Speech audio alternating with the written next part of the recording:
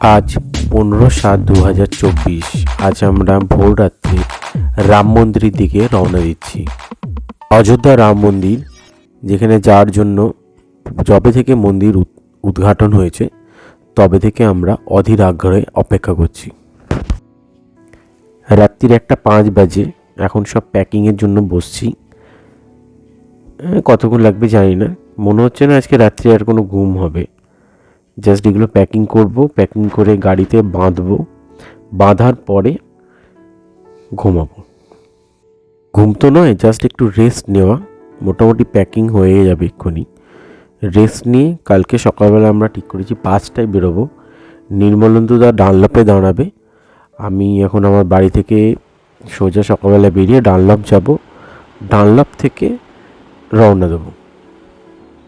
দেখতে দেখতে ভোর হয়ে গেছে, আকাশ নীল হয়ে গেছে, এতক্ষণ কালো ছিল। তো আমার প্যাকিংও কমপ্লিট হয়ে গেছে। আমি একটু রেস্টও নিয়েছি, আধা ঘন্টা মতো রেস্ট নিয়েছি। বেশি করতে করতে বাড়িতেই 5টা বেজে গেল। 5:17-তে বাড়ি থেকে বেরোলাম। মোটামুটি ডানলাপ এসে পৌঁছাতে বেশিক্ষণ লাগেনি, 40 মিনিট মতো লেগেছে। ডানলাপ থেকে আমি আর নির্মলদা রওনা দিয়েছি। জাস্ট দক্ষিণেশ্বর বালি ব্রিজটা ক্রস করছি। এই পাশে যিনি রয়েছেন স্কুটিতে, ইনি সেই নির্মলদা, যিনি অত্যাধিক সাহস দেখিয়ে স্কুটি নিয়ে অলমোস্ট 1000 কিলোমিটার রাস্তা রাইড করতে চলেছেন। অলরেডি 6:20 বাজে। তো আমরা ঠিক করেছি আমরা প্রথম দিনে ঔরঙ্গাবাদ পর্যন্ত যাব, কারণ স্কুটি নিয়ে আছে নির্মলদা, কতটা জোরে চালাতে পারবে, কিভাবে চালাতে পারবে, তার উপরে আকাশ পুরো মেঘলা রয়েছে, রাস্তায় কিরম বৃষ্টি হবে না হবে সমস্ত কিছু ভেবে নিয়ে আমরা ঠিক করেছি ম্যাক্সিমাম ঔরঙ্গাবাদ পর্যন্ত যাব। ঔরঙ্গাবাদে গিয়ে নাইট স্টে করব কোনো একটা হোটেল দেখে, তারপর ওখান থেকে আবার পরদিন সকালবেলা বেরাবো। তো মোটামুটি ঔরঙ্গাবাদও খুব একটা কাছে নয়, প্রায় 500 কিলোমিটারের কাছাকাছি আছে। তো দেখা যাক কতটাক্ষণে আমরা ঔরঙ্গাবাদ পৌঁছাতে পারি, রাস্তার কী পরিস্থিতি হয়, বৃষ্টি হয় কি হয় না, সমস্ত কিছুর উপর বেস করে আমাদেরকে আজকে ঔরঙ্গাবাদ পৌঁছাতে হবে রাত্রি বেলার মধ্যে। মোটামুটি আমরা ঠিক করেছি 7টার মধ্যে আমরা ঔরঙ্গাবাদ ঢুকব। ডানকুনি টোলটা ক্রস করার পর আমরা ওখানে ব্রেকফাস্ট সেরেছি। আর ডানকুনি টোলটার কাছে নির্মদা অনেকক্ষণ ডিলে করছিল, মানে নির্মদা পিছিয়ে গেছিলো। আমি অনেকক্ষণ ওয়েট করার পর নির্মদাকে খুঁজে পাচ্ছি না দেখে আমি এবার ব্যাকে গেলাম। ব্যাকে গিয়েও দেখতে পাইনি। তখন আবার আমি সামনে যখন নির্মদাকে ফোন করলাম, দেখলাম যে নির্মদা এগিয়ে গেছে। আর ব্রেকফাস্ট করার সময় জানলাম যে ওখানে নির্মদার কিছু একটা প্রবলেম হয়েছিল, গর্তের মধ্যে স্কুটি পড়ে গেছিলো, সেই কারণে একটু লেট হয়েছে। তো এখন সব শর্ট আউট আছে, কোনো প্রবলেম নেই। তো নির্মদাকে আমি বলে দিয়েছি যে নির্মদা ফার্স্টে আমার আগে যাবে, আমি নির্মদাকে পেছন পেছন চেস করব, নির্মদাকে ক্রস করে আমি যাব না। যতই হোক নির্মদা স্কুটি নিয়ে যাচ্ছে, নির্মদা যে স্পিডে গাড়ি চালাবে আমি সেই স্পিডে নির্মদাকে চেস করতে করতে যাব, ক্রস করে যাব না। কথা বলতে বলতে অলরেডি পালসিট আমরা চলে এসেছি, মানে বর্ধমানের কাছাকাছি। আর শুরু হয়েছে বৃষ্টি, মুষলধারায় বৃষ্টি শুরু হয়েছে, তাকানো যাচ্ছে না। তার সাথে সাথে পড়ছে বজ্র বিদ্যুৎ। আমাদের কোথাও দাঁড়িয়ে পড়াটা উচিত হবে, কিন্তু সেরকম কোনো শেড দেখতে পাচ্ছি না যেখানে দাঁড়াবো। আমরা ঠিক করলাম ঝড় ঝঞ্ঝা বৃষ্টি যাই হোক, আমরা ধীরে ধীরে এগিয়ে যাব অযোধ্যার দিকে। তাই রেনকোট পরে নিয়েছি, ধীরে ধীরে গাড়ি চালাচ্ছি। অলরেডি 10:40 বাজে। আমাদের মনে শুধু এখন একটাই চিন্তা, সেটা হচ্ছে কখন আমরা অযোধ্যা রাম মন্দির পৌঁছাবো। সেই অযোধ্যা যেখানে শ্রীরামচন্দ্র জন্মেছিলেন, সেই অযোধ্যা যেখানে শ্রীরামচন্দ্র বড় হয়েছেন। আজ বাস্তবে ইতিহাস ছুঁয়ে দেখার একটা চেষ্টা চলছে। মনে খুব এক্সাইটমেন্ট রয়েছে। নানান রকম জিনিস, ছোটোবেলায় দেখা টিভিতে শ্রীরামচন্দ্রের রামায়ণ, এই সমস্ত কিছু মাথার মধ্যে ঘুরছে। নানান রকম যত গল্প বই বা যত রকমের রামায়ণ আমি এতদিন পর্যন্ত পড়েছি, সেই সবগুলো মাথার মধ্যে চলছে। কীভাবে রাম বড় হয়েছিলেন, বনবাসে গিয়েছিলেন, কোথায় কোথায় কী কী ঘটনা ঘটেছে, সমস্ত কিছু, রাম রাবণের যুদ্ধ, এইগুলো সমস্ত কিছু মাথার মধ্যে চলছে, আর আমি বাইক চালাতে চালাতে যাচ্ছি। তার মাঝখানে কখনো বৃষ্টি, কখনো থামছে, কখনো মেঘ, কখনো ঝোড়ো হাওয়া, এমনকি বজ্র বিদ্যুৎ পর্যন্ত পড়েছে দুমদারাক্কা। আর এই ভদ্রলোককে দেখুন, কোনো দ্বিধা না করে দুমদারাক্কা রাস্তার মাঝখান দিয়ে শো শো করে পার হয়ে চলে গেলেন, যেন মনে হলো ওটা ওনার পৈতৃক সম্পত্তি। যাই হোক, এরকম উৎপটাং লোক রাস্তায় থাকবে, কিছু করার নেই। এদেরকে নিয়েই আমাদেরকে চলতে হবে, আর এদেরকে সাথে রেখেই আমাদেরকে রাইড করতে হবে। বারাণসী এখনও 478 কিলোমিটার বাকি এই বোর্ড অনুযায়ী, আর সিউড়ি 57 কিলোমিটার। আমরা সিউড়ির দিকে যাব না, আমরা সোজা এখন বারাণসীর দিকেই যাব। নির্মদা খুব একটা খারাপ গাড়ি চালাচ্ছে না, অন অ্যান অ্যাভারেজ দেখতে পাচ্ছি নির্মদা বেশ ভালোই গাড়ি জোরে চালাচ্ছে। আসানসোল 70 কিলোমিটার বাকি, 8 কিলোমিটার বাকি আসানসোল। অলরেডি 11:30 বেজে গেছে। দেখা যাক কত দূর গিয়ে দুপুরবেলার লাঞ্চটা করা যায়।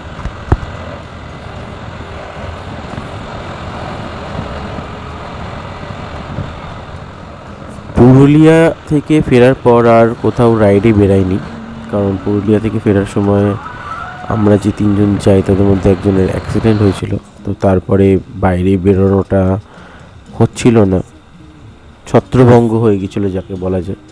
তারপর এই বেরোলাম, 12টা 6 বাজে। প্রচণ্ড জোর খিদে পাচ্ছে, তাই লাঞ্চ করতে শুরু করে দিয়েছি। জায়গাটার নাম তালবেরিয়া, এখনও ঝাড়খণ্ড পৌঁছায়নি, আসানসোলের কাছেই রয়েছে। আমরা তখন 6টার সময় ডানলপে ছিলাম, তাই তো? 6টার সময় ডানলপে ছিলাম,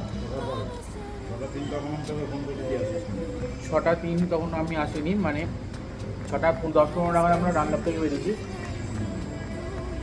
আর এখন বাজে হচ্ছে কটা বাজে এখন? বৃষ্টির জন্য এখানে দাঁড়িয়েছিলাম, তুই দাঁড়িয়েছিলি, আমি এখানে দাঁড়িয়েছিলাম। বৃষ্টিকালে এরকমই হয়। কটা বাজে এখন? কটা বাজে? 12টা 5।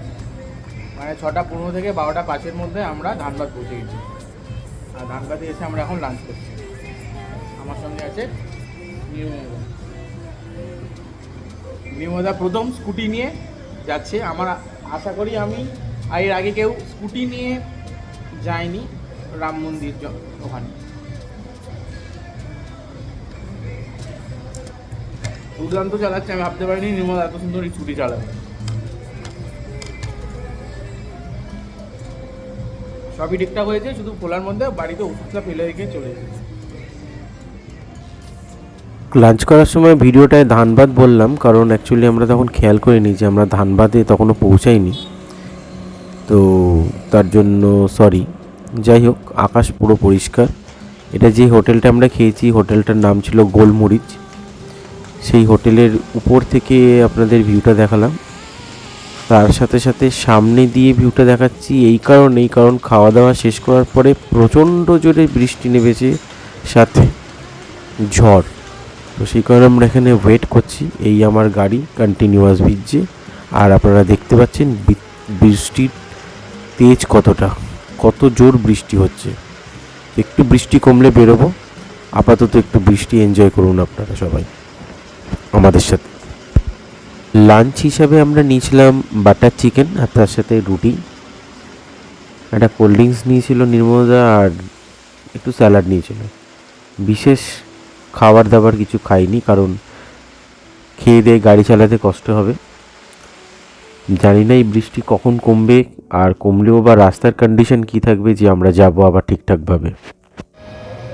তো যাই হোক, আমরা ধানবাদ পর্যন্ত চলে এসেছি। সকালবেলা বেরিয়েছি, ঘর থেকে বেরোতে দেরি হয়েছে, বৃষ্টি পড়ছিল, তার জন্য আমার 4টে বেরোনোর কথা ছিল, সেটা 5টায় বেরোতে হয়েছে। বৃষ্টি থামার অপেক্ষা করে বৃষ্টি থামার পরে বেরোলাম, কিন্তু বৃষ্টি আবার নেমেছে।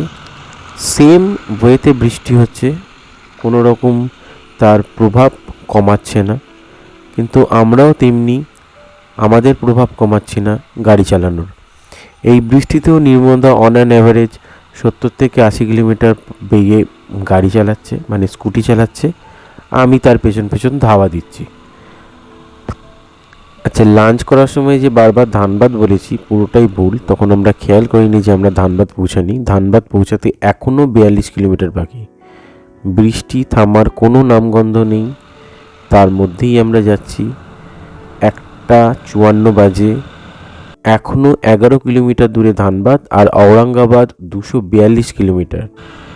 তো সেই হিসাবে আমাদেরকে গাড়ি চালাতে হবে, ধীরে ধীরে এবং স্টেডি থেকে গাড়ি চালাতে হবে।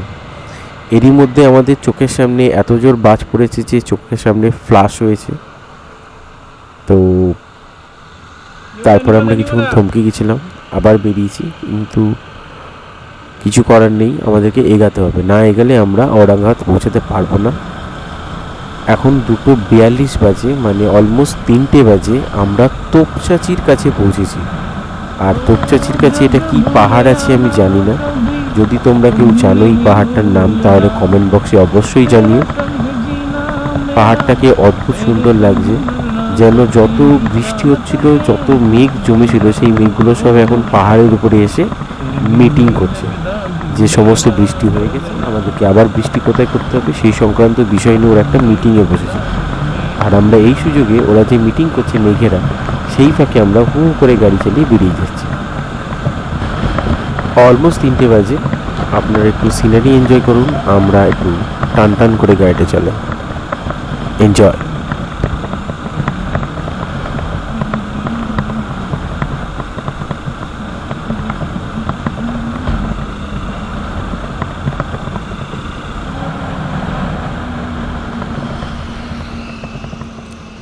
কোটালাড্ডা বলে কোনো একটা জায়গা, যেখানে দাঁড়িয়ে আমরা আখের রস সেবন করলাম। অদ্ভুত মিষ্টি একটা আখের রস, মানে এরকম আখের রস আমি কখনো খাইনি। মোটা মোটা গাঁট গাঁট আখ, সেই আখের রস খেয়ে আমরা আবার রওনা দিলাম এবং আমাদের সাথে আবার বৃষ্টি রওনা দিল। 3টে বাজতে চলেছে, আমরা এগাচ্ছি, কিন্তু রাস্তা যেন শেষ হচ্ছে না। সামনে সিনারিটা অদ্ভুত সুন্দর দেখতে লাগছে, মেঘের মধ্যে যেন আমরা ঢুকে যাওয়ার চেষ্টা করছি। এরমভাবে যেতে যেতে যেতে যেতে কখন আমরা পৌঁছাবো জানি না। এখনও ঔরঙ্গাবাদ আসতে কত কিলোমিটার জানি না, কিন্তু হাজারিবাগ আসতে 84 কিলোমিটার বাকি। তাই একটু সিনারি এনজয় করুন, আমরা এগাই।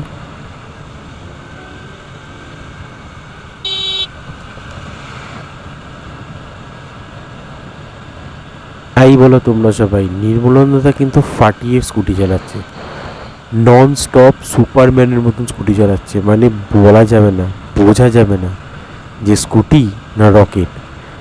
কোনো দিকে তাকাচ্ছে না, নন স্টপ ভুং ভাং করে একদম সুপার হিউম্যানের মতন স্কুটি চালাচ্ছে। ইয়ো স্কুটি ইয়ো।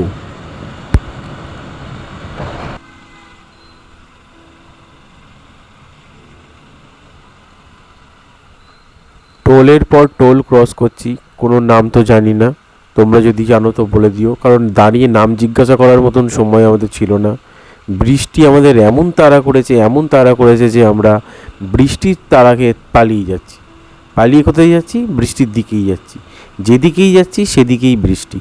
থামলে বৃষ্টি, গেলে বৃষ্টি, জোরে চালালে বৃষ্টি, আস্তে চালালে বৃষ্টি, যাই করি না কেন বৃষ্টি আমাদের পিছু ছাড়ছে না।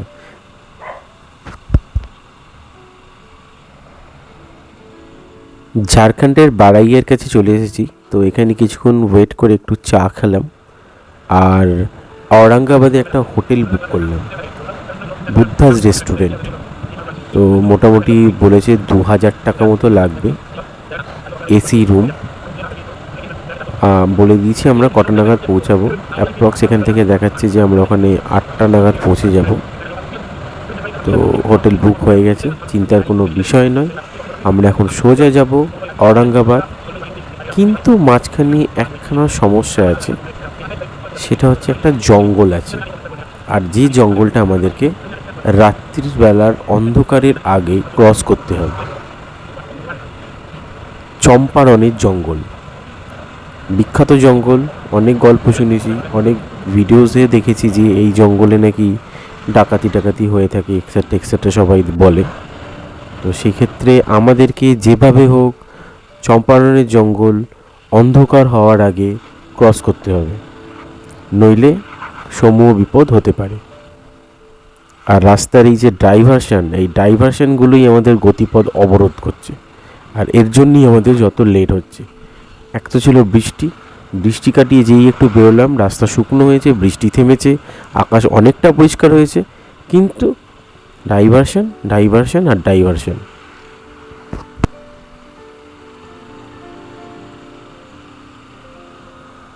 ঠিক এমনই প্রাকৃতিক পরিবেশ দেখার জন্যই বারবার আমি রাইডে বেরোতে চাই। একদিকে সারিবদ্ধ গাছ, আকাশে নীল আকাশ, সাথে সাদা সাদা মেঘের ফাঁক দিয়ে সূর্যের আলো গাছের আড়াল দিয়ে উঁকি উঁকি মেরে পড়ছে রাস্তার উপরে। একটা অদ্ভুত অলৌকিক সৌন্দর্য ফুটে উঠেছে আমার এই ক্যামেরার স্ক্রিনে। জানি না ক্যামেরায় কতটা বোঝা যাচ্ছে, কিন্তু বাস্তবে আমি জিনিসটা উপলব্ধি করতে করতে এগাচ্ছি, বুঝতে পারছি যে প্রকৃতির থেকে সুন্দর জিনিস আর পৃথিবীতে কিচ্ছু হয় না। শুধু প্রকৃতিই একমাত্র সুন্দরী, বাকিগুলো সব ফেক। NH-19 এই জায়গাটায় আসলে পরে ডান দিকে একটা রাস্তা গেছে আর একটা রাস্তা সোজা চলে গেছে। সোজা রাস্তা ধানবাদের দিকে গেছে, ধানবাদ রোড ঔরঙ্গাবাদের দিকে যাওয়া যাবে, কিন্তু রাস্তাটা ভালো না, তাই এখানে একটা বাইপাস আছে এই ভেতর দিয়ে। এদিক দিয়ে গেলেও চম্পারণের জঙ্গলের মধ্যে দিয়ে যেতে হবে সোজা গেলে, আর আমরা যদি ডান দিক দিয়ে যাই সেটা দিয়ে গেলেও চম্পারণের জঙ্গলের ভেতর দিয়ে যাওয়া হবে, কিন্তু রাস্তাটা অনেকটা ভালো আছে এদিকের রাস্তাটা। আমরা যা ভিডিওস দেখেছি বা এখানকার লোকেদেরকে জিজ্ঞাসাবাদ করাতে যা বুঝলাম, এই ভেতরের রাস্তা দিয়ে যাওয়াটা অনেকটা তাড়াতাড়ি হবে। ডান দিকে যেটা বেঁকে গেছে সেটা জিটি রোড, আর সোজা যেটা গেছে সেটার নাম বলছে ধানবাদ রোড, NH-19। জায়গাটার নাম কোনরা, ঝাড়খণ্ড। 4:45 বাজে, এখনও চম্পারণ 21 কিলোমিটার আর ঔরঙ্গাবাদ 121 কিলোমিটার। বুঝতে পারছি না যে এই চম্পারণের জঙ্গলে যখন ঢুকবো তখন অন্ধকার হয়ে যাবে কিনা। ঠিক এই মাথা থেকে আমরা ডান দিকে টার্ন নেবো, ডান দিকের রাস্তাটা দিয়ে আমরা চম্পারণের জঙ্গলের ভেতর দিয়ে ঔরঙ্গাবাদ যাব। সোজা রাস্তাটাও যাওয়া যায়, কিন্তু সোজা রাস্তাটা অনেক ঘোর পথ হবে। তো আপনারা ওয়েট করুন, আমি পরবর্তী পার্টে বাদবাকি ভিডিও দেখতে পাবেন। ধন্যবাদ। আর আমাদের জন্য প্রার্থনা করুন যেন আমরা দিনের আলো থাকতে থাকতে চম্পারণের জঙ্গলটা পেরিয়ে যেতে পারি।